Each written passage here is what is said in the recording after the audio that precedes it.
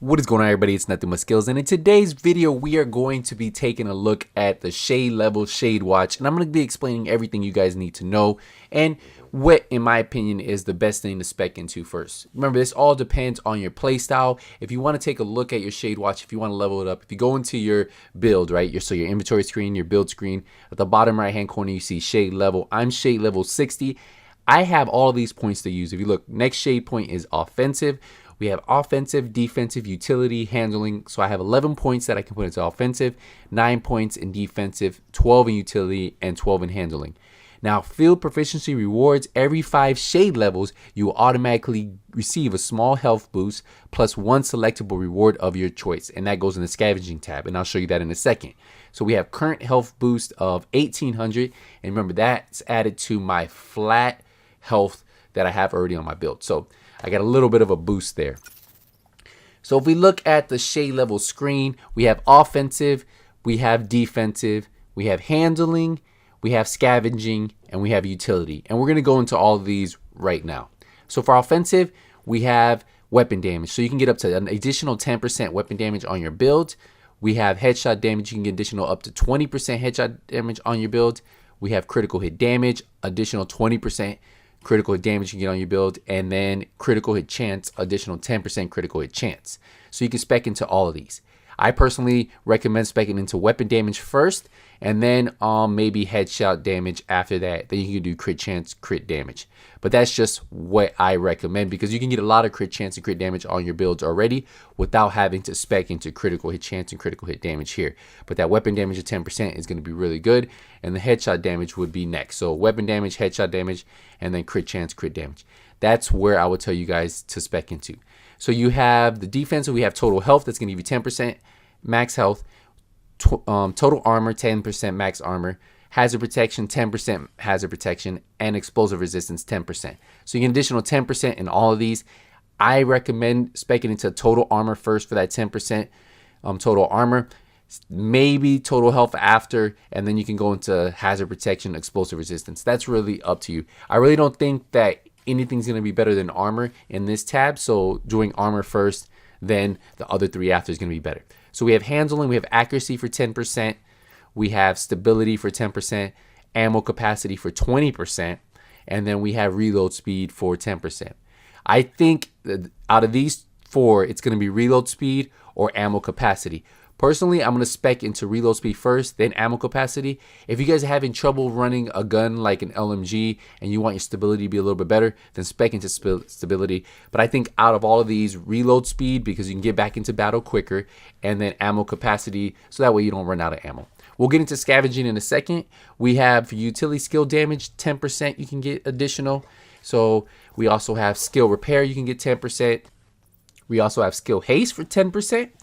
And then the final one's going to be skill duration. So this really depends on what your playstyle is. So out of the four, I think on this one, if you're looking for something to help improve the amount of damage that your build is doing, if you're running a skill damage intense build, then run skill damage, spec into that first. If you're not running really a skill type build, or you're running a healer build, then I would recommend skill repair. That's what I'm going to go into.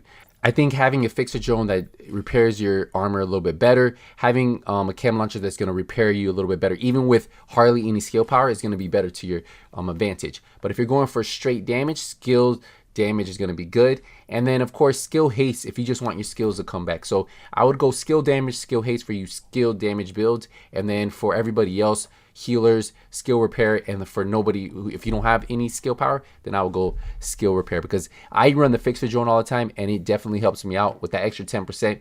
I would really like that. And the final thing is scavenging. So scavenging is what you get after every 5 levels. You get 1 reward. You can see that I have 8, right? So I can claim 8 different rewards here. So you have E credits that you can get up to 10,000 E credits. You have the 20 ceramics, 20 polycarbonate, 20 steel, 10 carbon fiber, 10 electronics, 10 titanium, and 5 printer.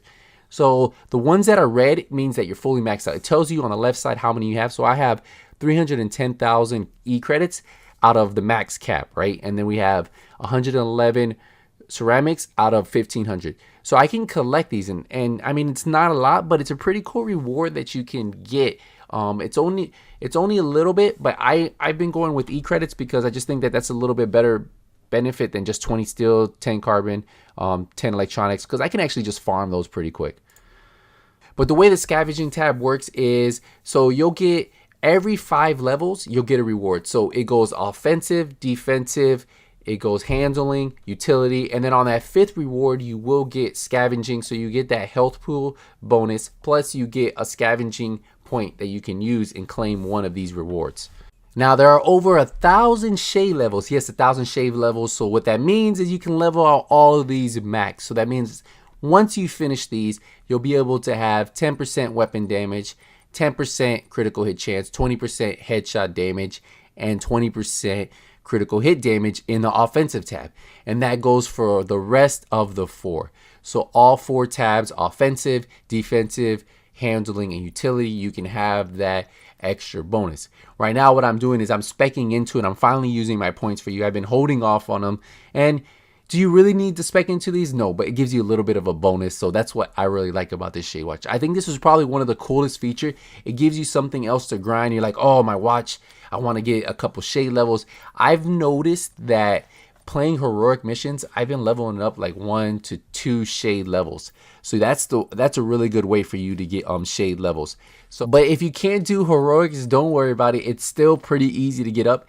Every time you level up, you will get shade levels, right? So instead of those field proficiency caches that we all hated prior to this, they used to give us nothing, right? We used to get a bunch of junk. Now we actually get something that's worth it. I want to know what you guys think about the shade levels. Are you guys all about it? Do you guys enjoy this feature? Do you think this is a really cool feature that they added to the game? I think what they brought to us in Warlords of New York was amazing, and I really want to do a review on it once I play this for about a month, get my hands on all the content, the positive, the negative, and then maybe I can put something together to you and then just tell you guys my honest opinion for everybody who hasn't got Warlords of New York. Now, one thing you need to remember is your Shade Watch, like the visual of the Shade Watch, changes as you level up too. So not only are you leveling up each section, right? But as you start to level up your Shade Watch, like the visual representation of that Shade Watch will start to evolve. So that's something else that's pretty cool, small little feature that some of you guys might really find really neat. But we are going to wrap up this video here. Let me know what you guys think about this. If you guys have any questions still, always use the comment section. If you're new to my channel, first time watching a video, hit the subscribe button, turn the notification bell on, so when I release a video, you guys always get notified and you don't miss out on any of the amazing content. But for now, I want to thank you guys again for all the support. But we're going to wrap up the video here, and I'll see you guys in the next one. Nothing But Skills is out.